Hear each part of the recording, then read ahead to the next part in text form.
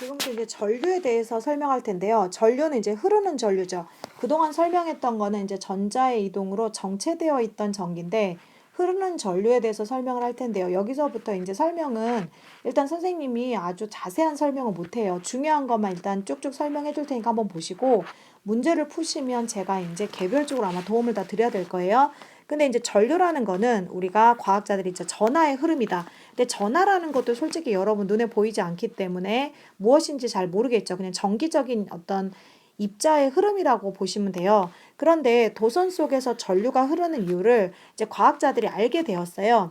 자유전자가 이동하면서 전하를 운반하기 때문이라고 돼 있죠. 그런데 과학자들이 실은 이 전자가 이동하는 게 전류의 흐름이라는 거를 알게 된 지가 얼마 안 돼요. 그래서 엄청난 실수를 하나 하게 되는데 과학자들이 이 아래를 보시면 전류의 방향이란 플러스 극에서 마이너스 극이라고 이렇게 약속을 해버려요.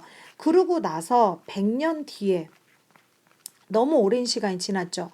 100년 후에 전류가 흐른다는 거는 결국에는 전자가 이동한다는 거를 나중에 알게 돼요. 그런데 하필이면 전자의 이동 방향은 마이너스에서 플러스인 거예요. 그러면 이제 과학자들이 잘못된 지식을 일반화 시켜버렸기 때문에 이거를 갖다가 이제 지금에 와서 이거를 어떻게 바꿀 수가 없기 때문에 여러분들은 이제 시험에 나오면 전류 방향하고 전자 방향을 따로 암기를 하셔야 돼요. 그래서 학교 선생님이 전류의 방향이 어디냐 그러면은 플러스에서 마이너스라고 하시면 되고 전자의 방향은 마이너스에서 플러스라고 하시면 돼요. 그래서 이들의 방향은 항상 뭐다? 반대라는 거죠. 그런데 우리가 평상시에 도선이라는 건 금속이거든요. 여기에는 움직임이 자유로운 자유전자가 있는데 보통 전류가 흐르지 않아도요.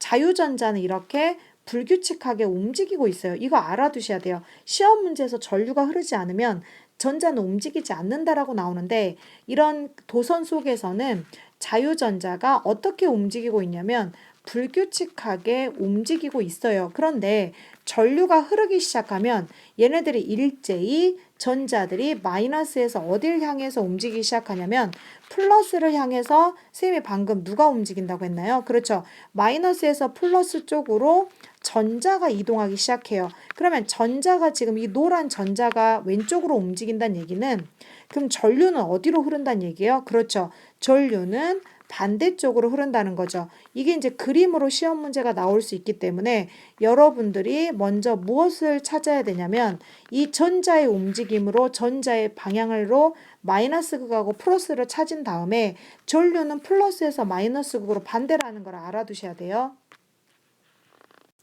다음에 이제 우리가 전류의 세기와 단위를 볼 텐데 우리가 전류는 앞으로 여러분들이 기호로 나타낼 때는요. 기호로는 I로 나타내고요. 단위는 암페어를 써요. 만약에 밀리암페어라 나오면 반드시 이번 단원에서는 전부 다 암페어로 바꿔서 계산하셔야 돼요. 그런데 1암페어라는 거는 도선의 한 단면적을 1초 동안 전자 몇 개가 지나가는 거냐면 6.25 곱하기 10의 18제곱개가 지나가는 거예요. 그러면 여러분들이 만약에 10초 동안은 전자가 그럼 몇 개가 이동한다는 얘기냐면 6.25 곱하기 10의 19개, 19제곱개의 전자가 움직인다는 얘기죠. 일단 1암페어는 다 같이 1초 동안 얼마라고요? 그렇죠. 6.25 곱하기 10의 18개요. 외울 때 625는 원래 일어나면 안 되죠. 저희가 엄청나 이게 비극, 동족상잔의 비극이잖아요. 그래서 625는 18 이렇게 외우시면 되고요. 그 다음에 이제 우리가 전류를 측정하는 장치인 전류계를 쌤이 설명을 할 텐데요. 전류계는 우리가 회로에 전기 이제 회로라는 게 있거든요. 거기에 직렬 연결하고요. 그 다음에 플러스 단자라는 게 있어요. 먼저 이론만 설명할 건데 플러스 단자는 플러스 극에 연결하시고 마이너스 단자는 마이너스 극에 연결해야 돼요. 근데 만약에 이걸 반대로 하셨다고 할게요. 플러스를 마이너스로 연결하고 마이너스를 플러스에 연결하시면 전류계 바늘이 거꾸로 가요. 거꾸로라는 거는 바늘이 어느 쪽으로 가냐면 오른쪽으로 움직여야 되는데 바늘이 왼쪽으로 움직여요. 이거 조심하셔야 되고요. 그 다음에 내가 전류의 세기를 예상할 수 없을 경우에는 마이너스 단자 중에서 우리가 플러스 단자라는 거는 한 개밖에 없어서 선택할 수 없고요. 보통 마이너스 단자가 많게는 3개가 있거든요. 이 중에서 값이 가장 큰 단자에 연결을 해놔셔야 돼요. 큰 단자에 연결을 했는데 바늘이 안 움직이면 그 다음에 작은 거 그 다음에 작은 단자로 연결을 하셔야지 처음부터 작은 단자에 연결하시면 전류계 안에 회로가 끊어져 버려 전선이. 그 다음에 우리가 전류계는 저항이나 전구 없이 건전지에 직접 연결하면 안 돼요. 이런 것들이 지금 무슨 말인지는 나중에 제가 개별 설명 다시 또 해드릴 거예요. 여기 보시면 이제 요런 게 전류계거든요. 여기에 이렇게 A라고 써져 있는 암페어가 써져 있는 게 전류계고요. 나중에 V라고 써져 있으면 전압계예요. 그런데 여기 보시면 플러스 단자는 하나밖에 없어요. 선택할 수가 없고 마이너스 단자가 3개짜리가 있죠. 50mA, 500mA, 5A. 그럼 여기서 누가 제일 큰 거예요? 그렇죠. 5A짜리가 가장 값이 큰 거예요.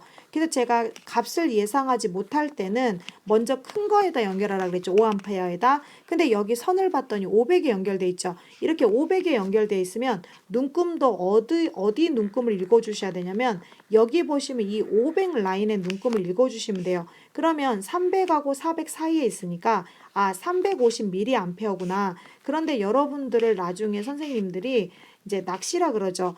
여러분이 낚일 수가 있어요. 왜냐하면 단위가 암페어로 나오면 앞으로 3칸 가서 답을 0.35A라고 써주셔야 돼요. 그 다음에 이제 전기 우리가 회로라는 게 나오는데 회로라는 거는 전기 기호를 갖다가 이제 연결한 선이거든요. 이어서 설명할게요. 이제 여기 보시면은 이거 기호도 알아두셔야 돼요. 기호 보시면 전지는 이렇게 표시하고요. 전구, 그 다음에 스위치, 전류계, 전압계, 저항선이요. 그런데 저항이라는 거는 이제 이런 형태로 나오지만 모든 전기 기구들이 저항이 될 수가 있어요. 그 다음에 여기 보시면 긴 게 플러스고 짧은 게 마이너스예요. 요거 기호 알아두시고 이걸 갖다가 이제 지금 여기 보시는 이거를 그림을 갖다가 여러분들이 이렇게 기호로 간단히 나타낸 걸 이거 회로도라고 합니다. 그러면 지금 이게 전구고요. 전압계, 이게 전압계인데요. 아직 전압계 설명을 안 했는데 전압계는 이렇게 회로에 이렇게 연결하는 거를 병렬 연결이라고 합니다. 그 다음에 요거는 이게 뭔가요? 전류계죠. 그런데 잘 보세요. 건전지 여기가 마이너스고 플러스거든요. 그러면 여기가 마이너스고 여기가 플러스여야 되고 전압계도 여기가 마이너스고 플러스여야 돼요. 그 다음에 이제 우리가 전하량이라는 게 나오거든요. 전하량이라는 거는 일정 시간 동안 도선의 한 단면적을 통과하는 전하의 양이에요. 그런데 이 전하량 구하는 공식 보세요. 전류의 세기 곱하기 뭐다? 시간이죠. 단위로 보시면 이제 전하량의 단위는 우리가 쿨롬을 써요. 1쿨롬은 1A 곱하기 1초예요. 분으로 나오면 초로 바꿔서 계산하셔야 되는데 여러분들 그 맥주 중에 카스 있죠. 그냥 카스 이렇게 외우시면 돼요. 우리가 쿨롬을 구하고 싶으면 암페어랑 초를 곱하면 된다는 거. 그런데 우리가 1쿨롬이라는 거는 전자 몇 개가 가진 전하량이냐면 앞에서 배우셨죠. 이 숫자 배우셨죠. 6.25 곱하기 10의 18제곱개의 전자가 가지고 있는 전하량이 1쿨롬이에요. 그럼 학교 선생님이 이건 잘 물어보진 않는데 한 개가 가진 전하량이 얼마냐? 그러면 1쿨롬을 전자 개수로 나누면 되죠. 그 값이 1.6 곱하기 10의 마이너스 19쿨롬이에요. 이거는 일단 읽어만 봐두시고요. 학교에서 시험에는 잘 안 나오는데 그래도 읽어만 봐두시면 돼요. 요 값은요. 그 다음에 이제 전하량 보존 법칙 굉장히 중요하죠.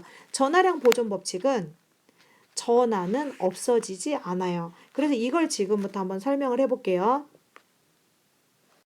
전하량은 보존된다 그랬죠. 그래서 전하량 보존 법칙 우리가 회로도가 지금 이렇게 직렬로 연결돼 있으면 지금 예를 들어서 여기에 흐르는 전류가 3A라고 할게요. 그럼 이 회로에 어디를 다 그어도 어디든 다 3A가 돼요.